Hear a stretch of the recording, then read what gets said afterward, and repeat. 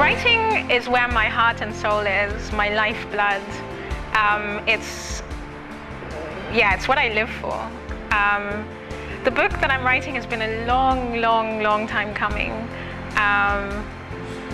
It feels like my baby, my being, everything. And it's hard to say what it's about right now because it's still in the process.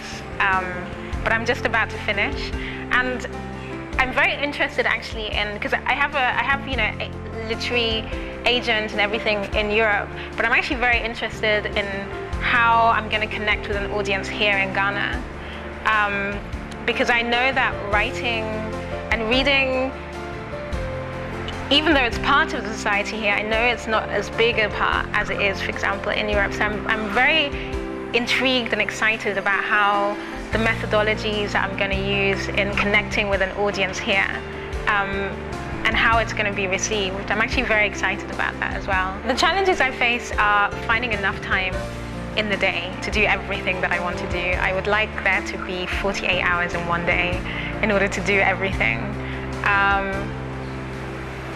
The other challenge, I guess, here and also abroad is finding people who want to work as hard as I do.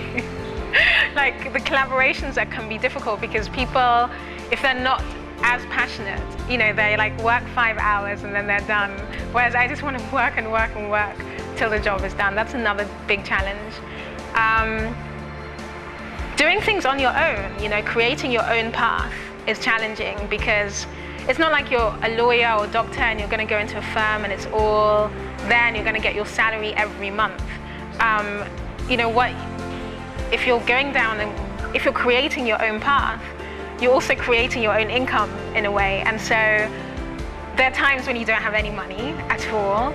And then, if you keep going and you keep going and you keep going, you do get to a point when you're okay,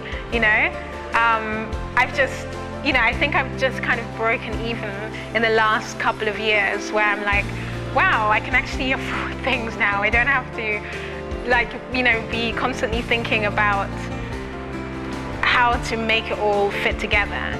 But I think the hardest challenge is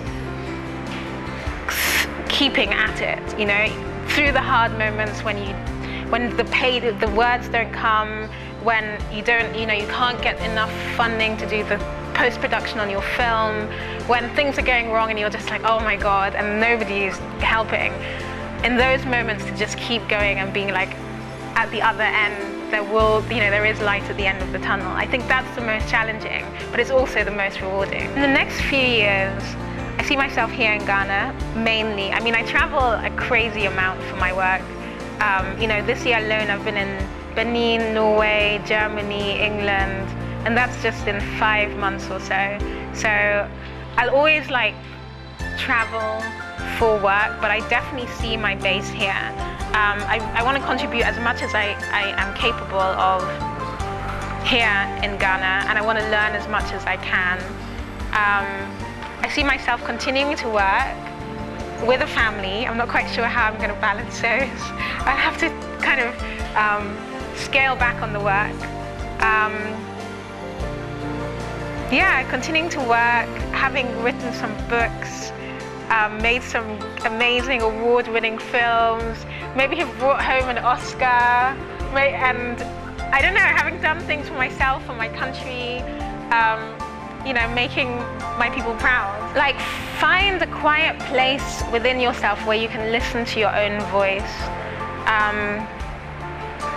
Take other people's advice, but don't take it too much. Everything that's important will come from inside of you. Listen to it and stick to it. Even if people try and discourage you or ask you, why are you doing this thing? If you feel like it's the right thing to do, stick at it and it will pay off. There's nothing so much as hard work, commitment, dedication. You hear a lot of these stories, especially in the arts, of oh my God, so-and-so became a millionaire overnight. J.K. Rowling wrote Harry Potter and she got, a £1 million book deal overnight. She spent 10 years working on that. It's all about sticking to something. So if you have a spark of an interest, follow that and follow it through as completely as you can, and it will pay off. My name is Oforiatta Ayim, and I'm glad to be a Jill of all trades and master of all.